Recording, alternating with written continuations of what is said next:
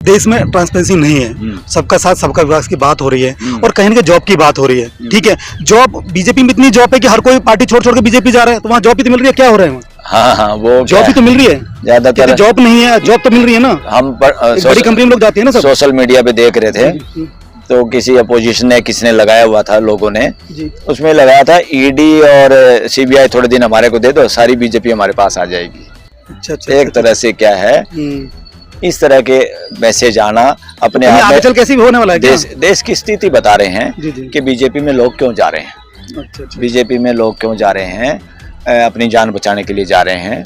और लोगों ने जो धन संचय कर लिया गलत तरीकों से, उसको बचाने में सारा का सारा ढोंग करते हैं जनप्रतिनिधि। मतलब ये रास्ता बचाया कि बीजेपी जाइए धन बचाइए। बस बस बस वही अटेंड करने का मौका मिला हो। There is no democracy at all. देश बदल रहा है सर, इलेक्ट्रॉनिक जमाना है सर। अब वर्चुअल सारी मीटिंगें होती हैं, वर्चुअल सारे सब कुछ होता है। जैसे अब आप बात करें कोई उंगली दबाना है, डाटा निकल के बाहर आ जाएगा, तो वही प्रधानमंत्री जी देश को आगे बढ़ा रहे हैं। देश को आप अधिवक्ता हो, आपको सुप्रीम कोर्ट में हो, आपको सब कुछ नॉलेज है। देश में ट्रांसपेरेंसी कम हुई है। जिस देश में ट्रांसपेरेंसी बढ़ती है वो देश विकास करता है, सबका विश्वास पैदा होता है।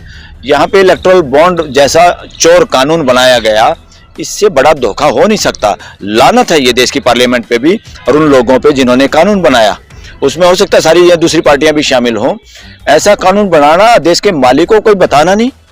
अरे भाई, इससे बड़ा जुल्म क्या होगा देश के साथ, इससे बड़ी गद्दारी क्या होगी। देश को तो इसी मुद्दे पे जाके इनका इलाज करना चाहिए कि तुम छुपा के कौन सा काम करना चाहते हो। बात करने के जो जब चुनावी टाइम आता है तो कहीं ना कहीं पार्टियां सबको लुभाती हैं, नहीं देती हैं। जैसे अभी दिल्ली में भी माननीय केजरीवाल ने जो कल कॉन्फ्रेंस करके बोला कि सबको 1000 रुपये मिलेंगे जो 18 साल से ऊपर अभी हुआ है, जो टैक्स नहीं दे रही हैं, जो किसी के लाभार्थी नहीं है उनको मिलेगा। तो कहीं ना कहीं ऐसा तो नहीं सारी पार्टियां वोट लुभाने के बाद में उसके बाद सबको वही ठेंगा दिखाती हैं, सबको कहते हैं कि वो तो जुमला था। अरे नहीं, बात उसकी नहीं है, उन्होंने तो कर दिया और वो लागू भी कर देंगे। और उसमें बड़ी बात है, दिल्ली के पास भी पैसा काफी है। और इसमें वो हर बात बजट भी जो दिल्ली सरकार फायदे में दिखाती है, ऐसे क्या है ये? अरे भाई, पैसा क्या कमाई है और गलत वेस्ट नहीं करते पैसा। इसलिए हर आदमी को, और देश कितना घाटे में चला गया, हमारा बजट, हमारा कर्जा कितना बढ़ गया जब से केंद्र में जो आज के सत्ता पार्टी है या सत्ता में जो लोग हैं, उन्होंने देश के ऊपर कितना कर्जा बढ़ा दिया। यानी कर्जा बढ़ाने का काम है, जहां देश पहले कम कर्जे में हम अपना परिवार का गुजारा करते हैं और मान लो 10 साल में वो कर्जा हमने लोगों से ले के अपना घर चलाया है, तो इसका मतलब घर सही नहीं चल रहा। या जिनके हाथों में घर है वो गड़बड़ कर रहे हैं, या तो दारू पीने से या पैसे को बर्बाद करने से, तभी तो कर्जा लेना पड़ता है। अच्छी जिंदगी जीने से और साफ सुथरा तरीके से और मेहनत करने से घर का कर्जा बढ़ता है या कम होता है। तो देश का विकास हुआ है या देश का विनाश हुआ है? कर्जा से तो विनाश ही होगा। अरे कर्जा लेके आप लंबी गाड़ी ले लो और पड़ोसियों को कहो, रिश्तेदारों को कहो, देखो मैंने विकास कर लिया। इसलिए सड़क बनाना इतनी बड़ी बात नहीं है। अगर जितने की आपने सड़क बनाई वो तो टोल टैक्स लोग दे ही रहे हैं। वो सड़कें बना के, हवाई अड्डे बना के आपको हमने विकास किया और पता चला तो जितने का जहाज है उससे तो कई गुना कर्जा चढ़ा लिया घर पे। तो विकास नहीं, वो विनाश की ओर देश है। सबका साथ सबका विकास और सबका विश्वास जो मोदी जी का नारा है, तो उसमें व्यक्तिवाद कहाँ है? सबका बात कर रहे हो तो? सबका साथ ये है, लोगों के मनों में जहर भरो और सबका साथ लो और जनता पुलिस का भी साथ मिले और देश की बहन बेटियों को नंगा करो। ये है सबका साथ और सबका विनाश। सबका साथ जब लो, घर में खिलाड़ियों को बुलाओ, फोटो खिंचवाओ, चाय पिलाओ, अपनी एडवर्टाइजमेंट करो और जब वो सच्चाई बताएं, जब चुप रहें और बोलने नहीं, तो इसका क्या मतलब है? कोई भी पॉलिटिकल आदमी असली उसको बोलना है देश की समस्याओं पे। जो आदमी प्रेस कॉन्फ्रेंस ही नहीं कर पाते वो क्या है? वो परिवारवाद से बहुत ज्यादा बड़े गुनाहगार हैं देश के। सर, किनका व्यक्तिवाद की बात कर रहे हो? और माननीय प्रधानमंत्री मोदी जी कहते हैं कि जो परिवारवाद है, हमें परिवारवाद खत्म करना है। ये परिवारवाद जो चल रहा है देश में वो नहीं होना चाहिए लोगों को। उन्होंने फिर एक उदाहरण भी दिया था, आपने भी उस पर सुनी होगी कि पार्लियामेंट में बैठ के बोला था, जैसे कि राजनाथ जी हैं, राजनाथ सिंह, उनका बेटा है, वो कोई पार्टी नहीं चला रहा है। जैसे अमित शाह जी है, उनका बेटा कोई पार्टी में नहीं है। तो मेरा उनका कहने का मतलब ये था कि पार्टी में जो परिवार पार्टी चला रहे हैं वो परिवारवाद होता है, ना कि परिवारवाद बोलने तो इसका परिवारवाद से भी ज्यादा खतरनाक है व्यक्तिवाद। वहां तो परिवार भी शामिल नहीं, वहां तो एक ही आदमी बदमाशी करता है, एक ही आदमी बदमाशी कर सकता है, एक आदमी गलत करता है, पूरा देश भुगतता है। परिवारवाद से भी ज्यादा बदमाश या घटिया कोई वाद है तो वो व्यक्तिवाद है। व्यक्तिवाद को जूते मारे इस देश ने। ये राजा शासन क्या होता था, वो व्यक्तिवादी तो होता था। तो शासन नहीं है इस देश में, व्यवस्था है, संविधान की व्यवस्था। संविधान की व्यवस्था में कोई एक आदमी करेगा, एक आदमी का चेहरा, एक आदमी की फोटो दिखाना अपने आप में अपराध है। जो पॉलिटिकल पार्टियां इस तरह की बात करती हैं कि फलाने की पार्टी या फलाने की पार्टी, उसमें अपोजिशन के भी कुछ पार्टियां शामिल हैं और पोजीशन भी शामिल है, ये बीजेपी भी शामिल है, ये सारे के सारे देश को गलत दिशा में ले जा रहे हैं। कहीं पे नारे खाली मोदी के लग रहे हैं, कहीं पे नारे खाली केजरीवाल के लग रहे हैं, कहीं पे नारे किसी एक आदमी के लग रहे हैं जो पार्टियों में है। अरे भाई, ये नारे लगाओ तुम सिद्धांत के, नारे लगाओ मानवता के। ये पूरे देश के 140 करोड़ लोगों के प्रतिनिधि हो तो उनके फूफा बन गए। अपने आप को समझते क्या है? ये गलत इस देश में ट्रेंड जा रहा है, ये नॉनसेंस है। डेमोक्रेसी में व्यक्तिवाद के लिए कोई जगह नहीं है। जो अभी एक ट्रेंड चल रहा है, हैशटैग मोदी परिवार चल रहा है, क्योंकि एक गारंटी देश में चल रही है। अब एक उदाहरण बन गया। मोदी गारंटी किसकी? मोदी गारंटी, ठीक है। और हैशटैग मोदी परिवार भी चल रहा है करके मोदी जी ने डाला है कि आप सब ने लगाया है, हर कोई स्टेटस पर लगा रहा है। जैसे कि अभी राम मंदिर का उद्घाटन। मोदी का परिवार क्या है? मोदी का परिवार है सीबीआई, ईडी। सर आप बहुत बड़ा ब्लेम लगा रहे हो सर, बहुत बड़ा। क्या बात कर रहे हो? ब्लेम लगा रहे हो? देश से पूछो, मैंने क्या ब्लेम लगा दिया? वकील लोग ब्लेम लगाते हैं क्या? वकील लोग हकीकत के एविडेंस के आधार पे बात करते हैं। जी जी। मोदी का परिवार है एसबीआई, जो आके बैंक आके मिसगाइड करना चाह रहा है। अच्छा। सुप्रीम कोर्ट को। जी जी। मोदी का परिवार है वो लोग जो मणिपुर में बहन बेटियों को नंगा कर रहे थे। मोदी का परिवार वो है जो खिलाड़ियों की इज्जत लूटता है। मोदी का परिवार है जो खिलाड़ियों के चेहरे पे जूता रखता है। मोदी का परिवार वो है जो सड़कों को रोकने का काम करता है। मोदी का परिवार वो है जो निहत्थे किसानों को गोली से मारता है। मोदी का परिवार है जो लोगों को बोरी में भर के किसानों को उनकी टांग तोड़ते तड़वाते हैं। तो ये सारा मोदी का परिवार तो है, मोदी का परिवार। और ये देश किसी की जागीर है क्या? एक आदमी की?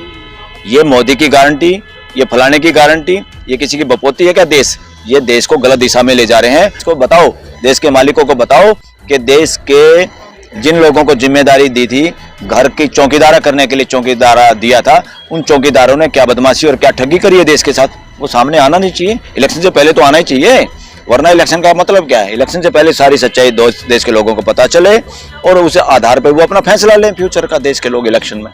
पाएंगे अब अधिवक्ता हो सुप्रीम कोर्ट में, आपको नॉलेज है पूरा कि एक इलेक्ट्रॉनिक बॉन्ड का मुद्दा था जो भी पीछे चला था, काफी 5 साल से चल रहा था। आजकल इलेक्ट्रॉनिक डाटा है और कोई बाहर से इधर उधर से लाना नहीं, उंगली लगानी है कंप्यूटर पे, सब डाटा सामने आ जाता है। इसमें कोई मुश्किल बात है नहीं, थी नहीं, पहले ही समय ज़्यादा दिया। और अब जून तक का जो समय मांग रहे हैं वो पॉलिटिकल स्टेटमेंट है एसबीआई की। एसबीआई की अपनी स्टेटमेंट नहीं है, वो किसी के प्रेशर में वो काम कर रहे हैं। इस एसबीआई का सुप्रीम कोर्ट में आने का मतलब है इस स्टोरी को लिखने वाला कोई और है, डायरेक्टर कोई और है। एसबीआई इसमें ना लिखने वाला ना डायरेक्टर इस केस का। एसबीआई तो चेहरा है और देश से सच छुपाने की कोशिश है। सारी सच देश को इलेक्शन से पहले ही तो पता होना चाहिए। इलेक्शन से पहले पता होगा तभी तो सही प्रतिनिधि चुन पाएंगे। अगर इलेक्शन के बाद वो बताएं जो चोरी चकारी हो रही है देश में, तो इसका मतलब है देश को गुमराह करना।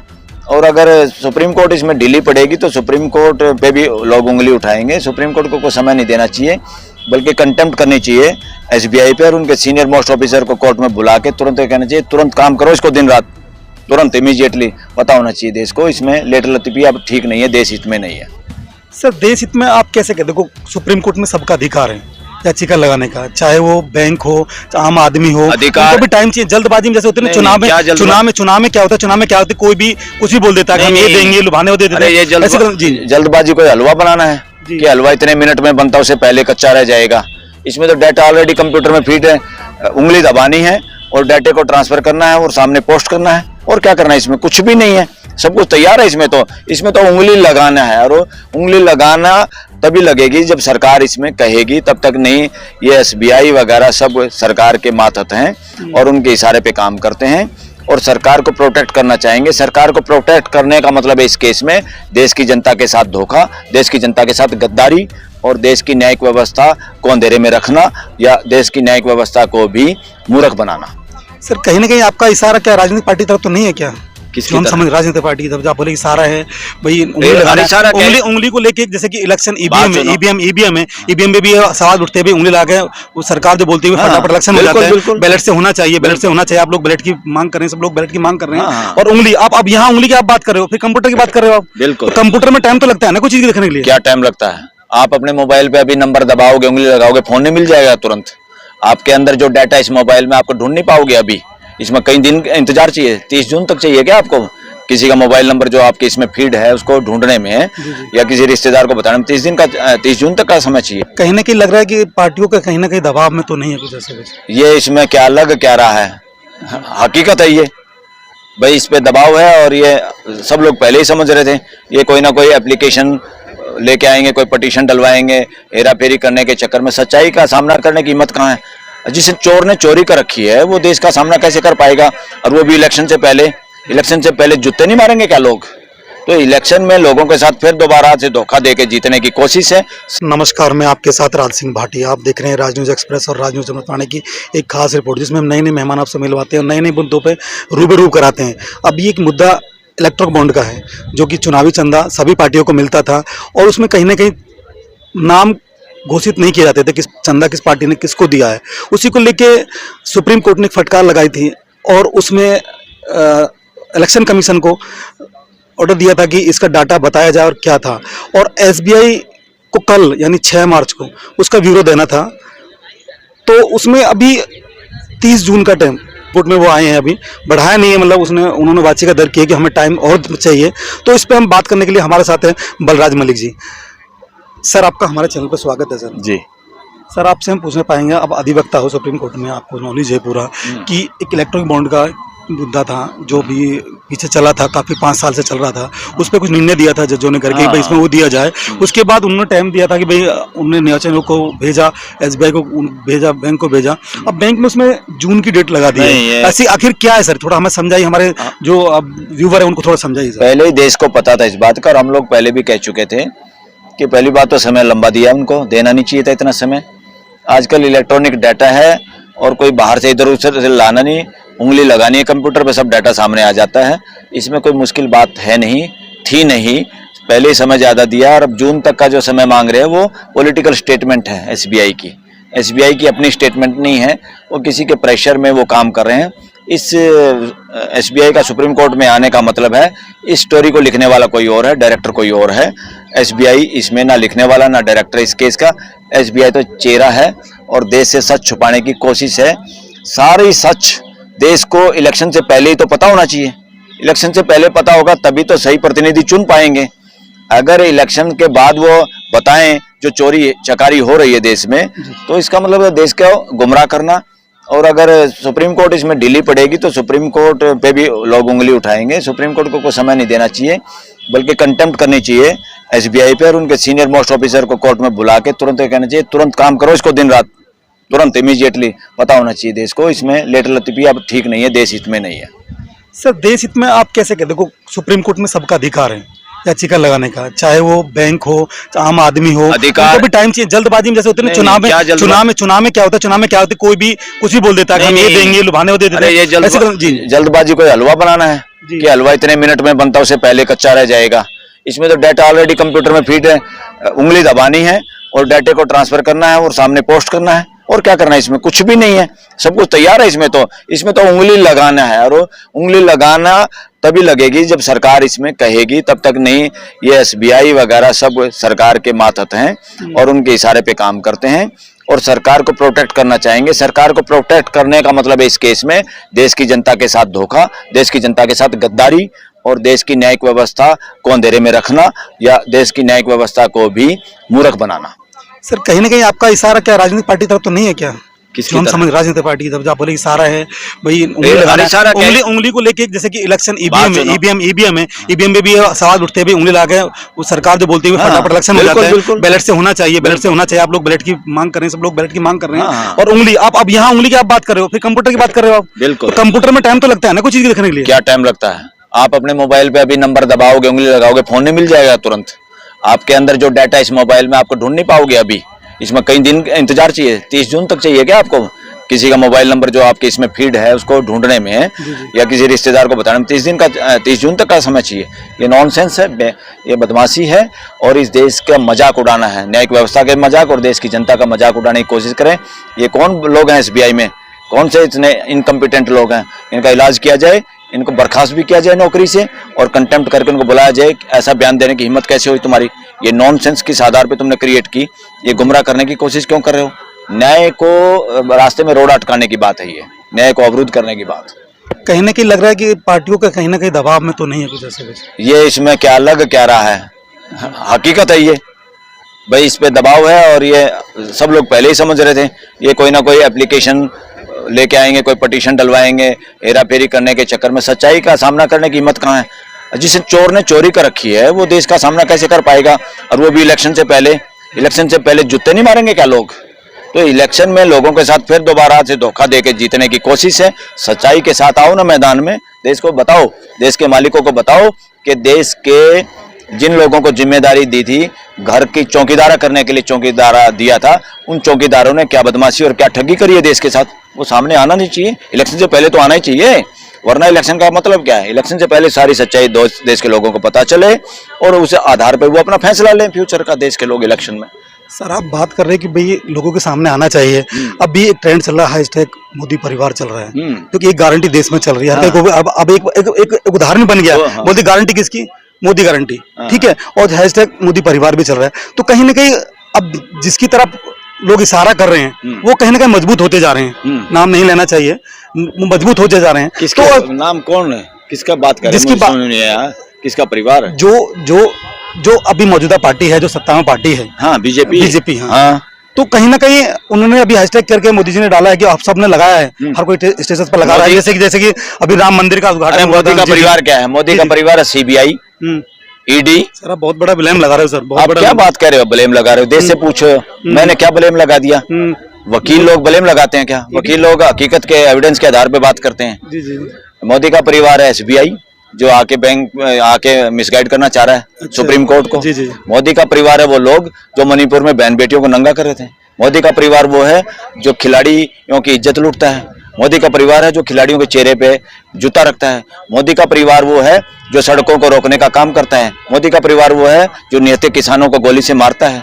मोदी का परिवार है जो लोगों को बोरी में भर के किसानों को उनकी टांग तोड़ते तड़वाते हैं। तो ये सारा मोदी का परिवार तो है, मोदी का परिवार। और ये देश किसी की जागीर है क्या? एक आदमी की? ये मोदी की गारंटी, ये फलाने की गारंटी, ये किसी की बपोती है क्या? ये देश को गलत दिशा में ले जा रहे हैं। जो व्यक्तिवाद को जूते मारे इस देश ने। ये राजा शासन क्या होता था? वो व्यक्तिवादी तो होता था। तो शासन नहीं है इस देश में, व्यवस्था है, संविधान की व्यवस्था। संविधान की व्यवस्था में कोई एक आदमी करेगा, एक आदमी का चेहरा, एक आदमी की फोटो दिखाना अपने आप में अपराध है। जो पॉलिटिकल पार्टियां इस तरह की बात करती हैं कि फलाने की पार्टी या फलाने की पार्टी, उसमें अपोजिशन के भी कुछ पार्टियां शामिल हैं और पोजीशन भी शामिल है, ये बीजेपी भी शामिल है। ये सारे के सारे देश को गलत दिशा में ले जा रहे हैं। कहीं पे नारे खाली मोदी के लग रहे हैं, कहीं पे नारे खाली केजरीवाल के लग रहे हैं, कहीं पे नारे किसी एक आदमी के लग रहे हैं जो पार्टियों में है।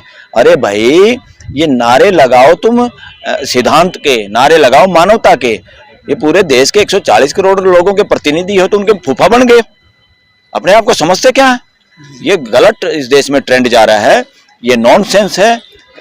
डेमोक्रेसी में व्यक्तिवाद के लिए कोई जगह नहीं है। जो भी आदमी व्यक्तिवाद के चक्कर में है या अपनी फोटो फाटो लगवाने में, नारे लगवाने में मस्त है, वो एक तरह से अनकॉन्स्टिट्यूशनल लोग हैं, एक तरह से वो देशद्रोही लोग हैं, अमानवीय लोग हैं, मानवता के विरोधी लोग हैं। सर किनका व्यक्तिवाद की बात कर रहे हो? और माननीय प्रधानमंत्री मोदी जी कहते हैं कि जो परिवारवाद है, हमें परिवारवाद खत्म करना है। ये सब परिवारवाद जो चल रहा है देश में वो नहीं होना चाहिए लोगों को। उन्होंने फिर एक उदाहरण भी दिया था, आपने भी उस पर सुनी होगी कि पार्लियामेंट में बैठ के बोला था, जैसे कि राजनाथ जी हैं, राजनाथ सिंह, उनका बेटा है, वो कोई पार्टी नहीं चला रहा है। जैसे अमित शाह जी हैं, उनका बेटा कोई पार्टी में नहीं है। तो मेरा उनका कहने का मतलब ये था कि पार्टी में जो परिवार पार्टी चला रहा है वो परिवारवाद होता है, ना कि परिवारवाद बोलने तो इसका परिवारवाद से भी ज्यादा खतरनाक है व्यक्तिवाद। वहां तो परिवार भी शामिल नहीं, वहां तो एक ही आदमी बदमाशी करता है, एक ही आदमी बदमाशी कर सकता है, एक आदमी गलत करता है, पूरा देश भुगतता है। परिवारवाद से भी ज्यादा बदमाश या घटिया कोई वाद है तो वो व्यक्तिवाद है। और बीजेपी में व्यक्तिवाद है और पार्टियों में जहां व्यक्तिवाद सबका साथ सबका विकास और सबका विश्वास जो मोदी जी का नारा है, तो उसमें व्यक्तिवाद कहाँ है? सबका बात कर रहे हो तो? सबका साथ ये है, लोगों के मनों में जहर भरो और सबका साथ लो और जनता पुलिस का भी साथ मिले और देश की बहन बेटियों को नंगा करो। ये है सबका साथ और सबका विनाश। सबका साथ जब लो, घर में खिलाड़ियों को बुलाओ, फोटो खिंचवाओ, चाय पिलाओ, अपनी एडवर्टाइजमेंट करो, और जब वो सच्चाई बताएं, जब चुप रहें और बोलने नहीं, तो इसका क्या मतलब है? कोई भी पॉलिटिकल आदमी असली उसको बोलना है देश की समस्याओं पे। जी जी जी। जो आदमी प्रेस कॉन्फ्रेंस ही नहीं कर पाते, वो क्या है? वो परिवारवाद से बहुत ज्यादा बड़े गुनाहगार हैं, देश के बहुत बड़े गुनाहगार हैं। सर, तो कहीं ना कहीं आप बात कर रहे हैं कि जो जब चुनावी टाइम आता है तो कहीं ना कहीं पार्टियां सबको लुभाती हैं, नहीं देती हैं। जैसे अभी दिल्ली में भी माननीय केजरीवाल ने जो कल कॉन्फ्रेंस करके बोला कि सबको 1000 रुपये मिलेंगे जो 18 साल से ऊपर भी हुआ है, जो टैक्स नहीं दे रही हैं, जो किसी के लाभार्थी नहीं है उनको मिलेगा। तो कहीं ना कहीं ऐसा तो नहीं सारी पार्टियां वोट लुभाने के बाद में उसके बाद सबको वही ठेंगा दिखाती हैं, सबको कहते हैं कि वो तो जुमला था। अरे नहीं, बात उसकी नहीं है, उन्होंने तो कर दिया और वो लागू भी कर देंगे, और उसमें बड़ी बात नहीं। दिल्ली के पास भी पैसा काफी है, और इसमें वो हर बात बजट भी जो दिल्ली सरकार फायदे में दिखाती है, ऐसे क्या है ये? अरे भाई, पैसा क्या कमाई है, और गलत वेस्ट नहीं करते पैसा।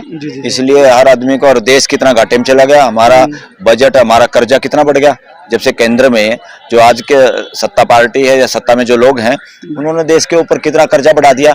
यानी कर्जा बढ़ाने का काम है, जहां देश पहले कम कर्जे में हम अपना परिवार का गुजारा करते हैं, और मान लो 10 साल में वो कर्जा हमने लोगों से ले के अपना घर चलाया है, तो इसका मतलब घर सही नहीं चल रहा, या जिनके हाथों में घर है वो गड़बड़ कर रहे हैं, या तो दारू पीने से या पैसे को बर्बाद करने से, तभी तो कर्जा लेना पड़ता है।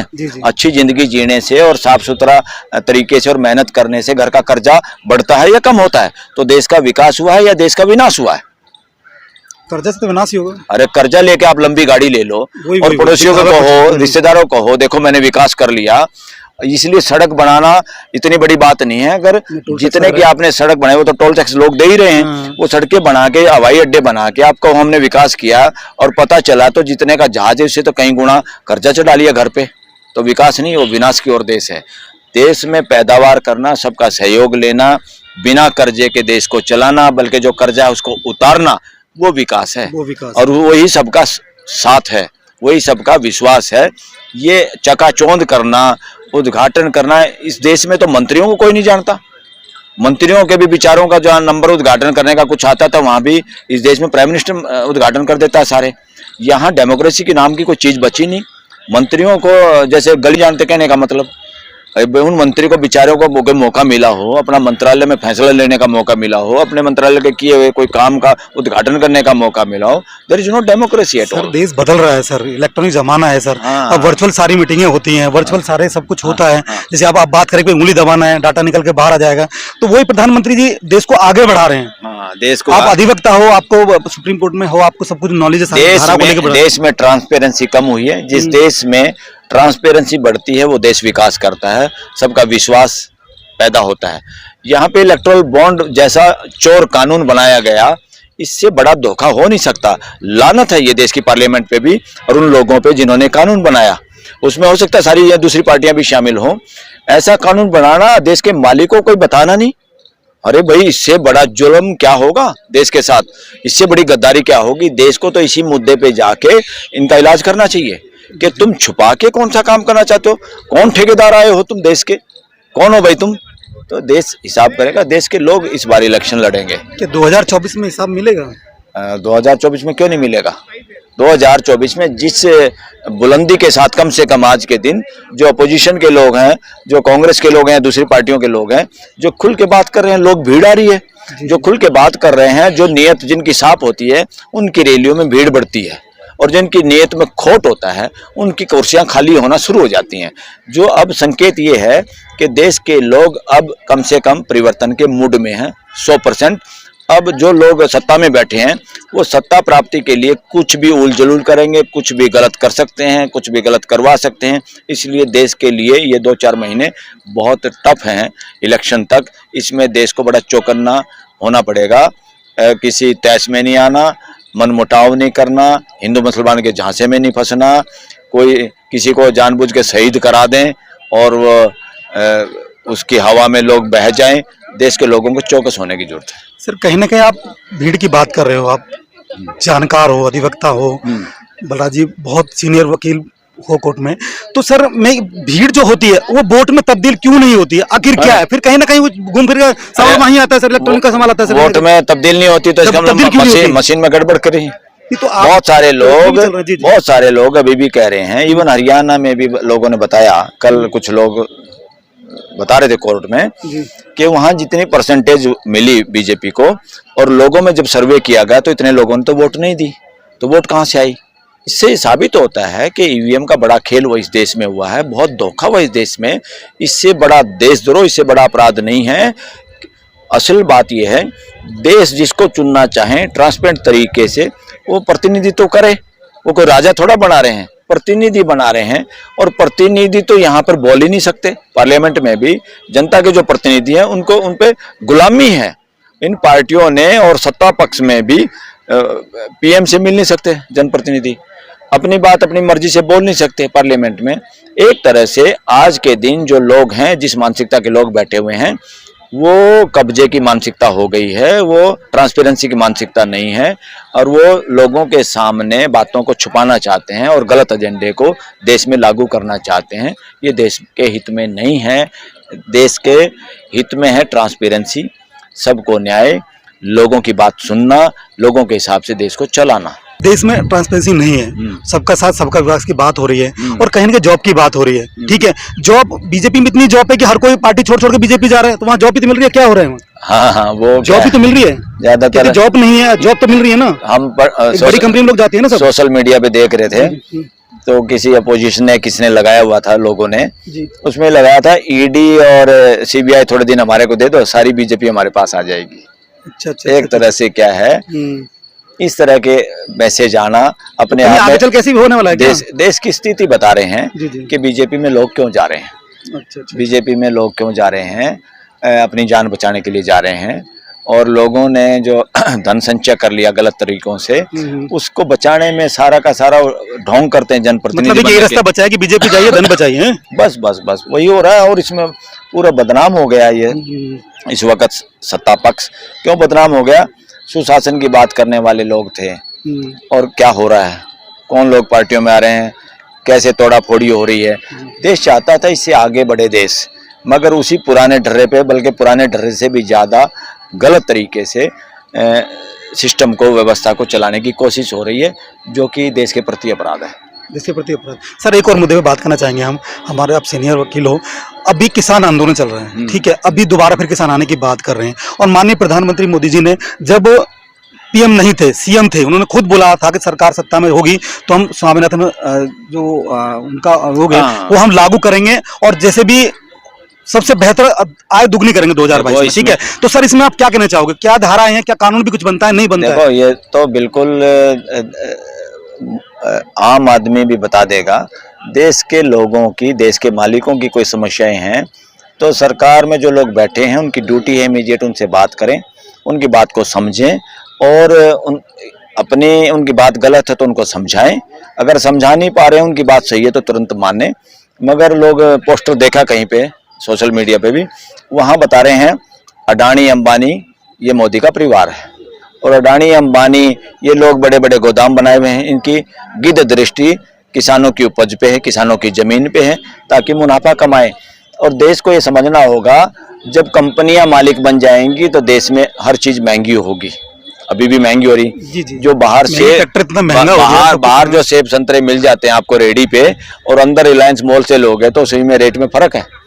तो ये सारी की सारी चीजें जो हैं एक तरह से किसानों को कमजोर करने के लिए, आम नागरिक को मालिक की हैसियत से जीने की बजाय उनको नौकर की हैसियत प्रदान करना चाहते हैं ये सत्ता पक्ष। ये जो लोग सत्ता में हैं इस वक्त, ये गलत दिशा में चल रहे हैं।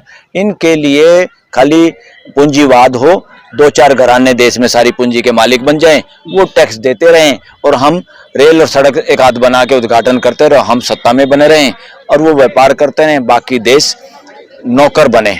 हमें देश को नौकरों का देश नहीं बनाना, हमें देश को मालिकों का देश रखना है। वही देश हित में है, वही देश की जनता चाहती है। ये देश 140 करोड़ मालिकों का है। 140 करोड़ लोग गुलामी पसंद नहीं कर सकते कि वो नौकर की हैसियत से रहे। अमित शाह जी ने बोला था कि भाई हम सबका लोन माफ करेंगे, ठीक है। आपने एक इंटरव्यू भी देखा होगा, आज तक पे चला है वो, ठीक है, और बहुत वायरल हो रहा है वो। उन्होंने बोला है कि मैंने कभी किसान के लिए नहीं बोला है। आप अधिवक्ता हो, कोर्ट भी कुछ ना कुछ निर्णय होता है। किसान अगर जो कर्जा में मर रहा है, कर्जा से परेशान है, तो कहीं ना कहीं से कोर्ट में जाता है, कहीं भी जाता है, ठीक है सर। तो उन्होंने बोला कि मैंने कभी किसान के लिए नहीं बोला कि मैं कर्ज माफ करेंगे, हमने उद्योगपति के लिए बोला है। तो उस पर आप क्या प्रतिक्रिया देते हो सर? कि मैंने उद्योगपति का कर्जा माफ करने के लिए बोला है? मैंने कभी किसान के लिए नहीं बोला है। आपने भी वीडियो देखा होगा, मैंने नहीं, आज तक पे चला था, मैंने नहीं देखा। अरे भाई, जहाज में बैठ के इंटरव्यू, उद्योगपतियों का इतना कर्जा माफ करना और उन्हीं उद्योगपतियों से बैकडोर में पैसे लेना इलेक्ट्रल बॉन्ड के जरिए और 2 नंबर में कैश लेना, ये चल रहा है देश में। तो कहीं ना कहीं वही तारीख बढ़वा रहा है क्या? और दूसरा ये जो लोग इस तरह से, ये संविधान विरोधी लोग हैं, संविधान को खत्म करने की साजिश वाले लोग हैं। देश अगर नहीं चौकस हुआ और इनके झांसे में फंस गए, इनके विकास के और सबका साथ और सबका ये और हिंदू मुसलमान में, तो देश के संविधान का बेड़ा गर्क हो जाएगा। देश के लोगों से विनती यही है कि संविधान ही इस देश का असली धर्म है और संविधान को बचाना है, सबको डिग्निटी से, गरिमा से जीना है और सबको मालिक की हैसियत से जीना इस देश में। तो आप खुद अपोजिशन का रोल अदा आपको करना होगा, हर एक व्यक्ति को करना होगा, बिल्कुल करना होगा। वो भी पार्टी सत्ता में हो तो अगर खुद जागरूक होगा, देश के नागरिकों को, मालिकों को खुद जागरूक रहना है। पॉलिटिकल पार्टियों को और इन नेताओं के भरोसे बैठने की जरूरत नहीं है। अपने चौकीदारों पे कड़ी नजर रखने की जरूरत है और चौकीदार बदमाशी करता हुआ पकड़ा जाए तो उसको बर्खास्त तुरंत करने की जरूरत है। सर, आपका बहुत बहुत धन्यवाद, आपने सभी सवालों का जवाब दिया। सर, ये साथ थे हमारे बलराज मलिक जी, जो सुप्रीम कोर्ट के अधिवक्ता हैं और उन्होंने अपने जो बयान है, जो अपने कोर्ट से समझाना होता है, हमने उन्हें समझने की कोशिश करी। आप भी समझिए और आप भी अपनी राय अपने कमेंट में भेजें। ऐसी खबर देखने के लिए, ऐसी नई नई वीडियो देखने के लिए चैनल को सब्सक्राइब करें, लाइक करें, शेयर करें और आपका भी कोई सुझाव है तो हमें जरूर कमेंट में लिखें। हर खबर पाइए सीधा अपने मोबाइल पर।